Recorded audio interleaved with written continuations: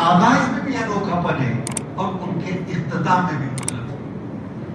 انہوں نے اپنی کتاب کا آغاز بدر الوحی سے کیا اور ترجمۃ الباب قائم کیا کیف کان بدر الوحی الی رسول اللہ صلی اللہ علیہ وسلم، اور دلیل لے کر آئے وَكَذَلِكَ أَوْحَيْنَا إِلَيْكَ رُوحًا مِنْ أَمْرِنَا مَا كُنْتَ تَدْرِي مَا الْكِتَابُ وَالْإِيمَانُ۔ گویا وحی کے نزول سے قبل جناب محمد رسول اللہ صلی اللہ علیہ وسلم مَا كُنْتَ تَدْرِي مَا الْكِتَابُ یہ جانتے تھے کہ کتاب کیا ہے، والایمان، اور نہ ایمان کے بارے میں واقفیت تھی، چونکہ آپ امیین میں سے تھے۔ لیکن آپ کا امی ہونا وہ دراصل دلیل نبوت ہے۔ ہم اس کو اپنے اوپر قیاس نہیں کر سکتے یا لغوی معنی نہیں لے سکتے۔ لغوی معنی کو بے پڑھے لکھے گئے، ظاہر ہے وہ ادب کے خلاف ہے، جبکہ فرمایا گیا کہ تخلیق کائنات سب سے پہلے ذات احمد جل مجدہ نے نبی کریم علیہ السلام کی حقیقت کو پیدا فرمایا نور کی شکل۔ اول ما خلق اللہ نوری، کہ سب سے پہلے میرا نور پیدا کیا۔ ظاہر ہے کہ وہ نور کوئی مادی نور نہیں ہے، وہ چاند اور ستارہ اور سورج جیسا نہیں تھا، اس لیے کہ سورج اور چاند کے ستارہ نور کے اندر آدمی اشیاء کو دیکھ سکتا ہے، آدمی انوار کو دیکھ سکتا ہے، آدمی صورتوں کو دیکھ سکتا ہے، لیکن حقیقت کو نہیں دیکھ سکتا۔ حلال کیا ہے، حرام کیا ہے، جائز کیا ہے، ناجائز کیا ہے، مرضی حق کیا ہے، نامرضی حق کیا ہے، ظاہر ہے کہ یہ دیکھا جائے گا علم کی روشنی میں۔ اور تمام انوارات میں سب سے اعلیٰ ترین نور جو ہے وہ علم کا ہے، تو آپ کی حقیقت کو علم کے اندر پھونک دیا گیا تھا۔ لہذا یہاں پر یہ کہنا کہ ما كنت تدری ما الکتاب، اس سے مراد یہ ہے کہ وہ ایمان کی اور علم کی حقیقت آپ کی سرشت میں پہلے سے موجود تھی، لیکن وہ خفتہ اور خابیدہ انداز میں تھی۔ اس کو مشرح کیا اور اس کو مفسر کیا قرآن کریم نے آخر پڑھی نازل کی۔ گویا آپ کا غار ہرا کے اندر بیٹھ کر ایک غور و خوض کرنا کہ ہماری تخلیق کا مقصد کیا ہے، اس کائنات کی تخلیق کا مقصد کیا ہے، یہ دراصل اسی سرشت کا حصہ تھا کہ اول ما خلق اللہ نوری، کہ آپ کی سرشت میں وہ ایمان خابیدہ کیفیت میں موجود تھا۔ یہ فرمایا کہ ما كنت تدری ما الکتاب والایمان ولکن جعلناہ نورا نہدی بہ من نشاء، کہ ہم نے اس کو نور بنا دیا تاکہ لوگ اس کی روشنی کے اندر رائے ہدایت پا سکیں۔ میں نے بات انک لتہدی الی صراط مستقیم، یہاں ایک بات کی واضح ہو گئی کہ ہدایت کا معاملہ جہاں تک ہے وہ ہدایت اللہ نے اپنے قبضے قدرت کے اندر رکھی۔ دوسری جگہ بڑی واضح انداز میں انک لا تہدی من احببت ولکن اللہ یہدی من یشاء، اگر آپ چاہیں گے بھی کہ کسی کو ہدایت تو نہیں، ہدایت اس کو ہوگی جس کو ہم چاہیں گے۔ یہاں پر ایک بات غور کرنے کی کہ تین رویے ہمارے سامنے آتے ہیں، اگرچہ وہ اس کے پس منظر دوسرا ہے، لیکن اس میں ایک تفصیلی نقطہ ہے کہ لو کنا نسمع او نعقل ما کنا فی اصحاب السعیر۔ ایک رویہ تو وہ ہے کہ ایک شخص کی مکمل زندگی ہمارے سامنے ہے اور پورا معاشرہ ان کو الامین اور الصادق کہہ کے جانتا ہے، پہچانتا ہے، آپ بچپن سے لے کے کہولت کی عمر تک وہ آپ کے درمیان ہے، اور کوئی ایک واقعہ، کوئی ایک گواہ اس پورے عرصے کے اندر ایسا نہیں ہے کہ جو ان کو ابھی نہ کہتا ہو۔ تو نبی کریم علیہ السلام اس وقت تو نبوت نہیں آئی تھی، نبی کریم علیہ السلام کی اس حیثیت کو سامنے رکھتے ہوئے کہ جو آپ نے کہا تھا سننا نسمع، جو کہا جا رہا ہے اسے قبول کرو، جب کوئی دلیل نہیں ہے تو قبول کرنے میں کیا دقت ہے، کیا پریشانی؟ یہ مقام ہے مقام صدیقی، یہ مقام ہے حضرت ابوبکر صدیق کہ آپ سے جب کوئی بات نبی کریم علیہ السلام کے واسطے سے بیان کریں آمد و صدق، نہ قیل ہے، نہ قال ہے، نہ حجت ہے، میں سے کوئی چیز نہیں، آپ نے کہہ دیا بس کہہ دیا تو آمنت مسلم. یہ ہے مقام صدیقی.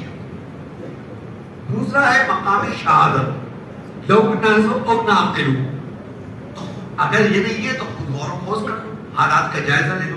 وہ مقام ہے جناب حضرت عمر فاروق رضی اللہ کہ 5 سال تک لگاتار غور و خوض کرتے رہے کہ یہ مدینے مکہ مکرمہ میں جو ہلچل بچی ہوئی ہے, ایک آویزش ہے, ایک دشمنی پیدا ہو گئی ہے, تو غور کر رہے ہیں, ابھی سمجھ میں نہیں آ رہی. اور ادھر غور کر رہے ہیں. 5 سال گزر گئے. 5 سال کے بعد کیونکہ ایک طرف یہ بھی دیکھ رہے ہیں کہ جو کلام نازل ہو رہا ہے اس میں کہیں جھول نہیں نظر آ رہا ہے, کیونکہ خود صاحب کلام ہے. بات بالکل سچ اور دل کو لگنے والی ہے. لیکن دوسری طرف وہ سہولتیں ہیں کہ جو سرداران قریش کی طرف سے ملی ہوئی ہے. اسی کشمکش میں ایک وقت وہ آتا ہے کہ آپ جھجھا جاتے ہیں اور یہ کہ آج اس قصے کو تمام کر دیا جائے. اور وہی وقت ہے کہ جب نور نبوت نے اور نور ایمان نے آپ کے قلب کو گھیر لیا اور آپ داخل اسلام ہو گئے. لوگ بننا رسو اور داخل. یہ دوسرا رویہ ہے. تیسرا رویہ وہ ہے کہ نبی کریم علیہ السلام نے دعا فرمائی تھی کہ اے اللہ یا تو عمر ابن الخطاب کے ذریعے یا ابن الحکم کے ذریعے سے اسلام کو عزت عطا فرما. تو اس کا مطلب ہے کہ ابن الحکم جو ابو جہل کے نام سے اور ابن الخطاب دونوں صلاحیت کے اعتبار سے, مذہب کے اعتبار سے, اپنے ریاست کے اعتبار سے, اپنی اصابت رائے کے اعتبار سے برابر کے ساتھ ہوتے ہیں. اسی لیے تو آپ نے دونوں میں سے کسی ایک کے بارے میں کہا. لیکن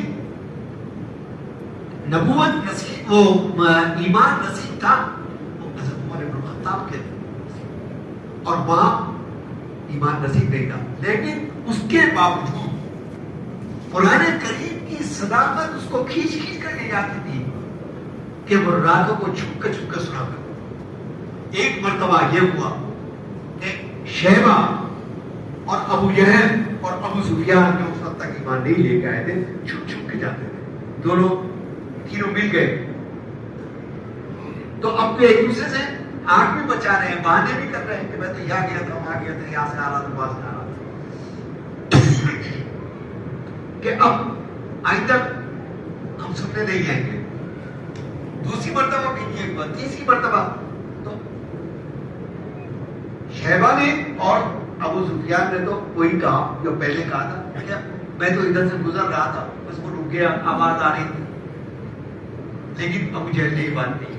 ابو جہل نے کہا کہ اس کلام کے اندر تاثیر ہے. تو پوچھا کہ اگر کلام میں تاثیر ہے تو ایمان کیوں نہیں قبول کر لیتے؟ کہا کہ میں, ہم اور محمد بن عبداللہ صلی اللہ علیہ وسلم ہم دائیں چچا کی اولاد ہیں. ہم منصب میں, رتبے میں, اقتدار میں, مرتبے میں, جنگ و حرب میں ہم دونوں برابر ہیں. وہ ہم عبد مناف کی اولاد, وہ عبد شمس کی اولاد میں, اور وہ عبد مناف کی اولاد میں. ہم یہ کیسے گوارا کر دیں کہ یہ نبوت, یہ ظاہر ہے کہ ہمارے بس کی بات نہیں ہے, یہ اوپر سے ہے. تو اس میں ہم چچا کی اولاد جو ہے وہ آگے بڑھ جائے. مسئلہ نام کا ہے, ماذا تکبر. تو یہ تیسرا رویہ اصحاب السعید. تو یہ ہے ہدایت کا معاملہ کہ ہدایت اللہ نے اپنے ہاتھ میں رکھی.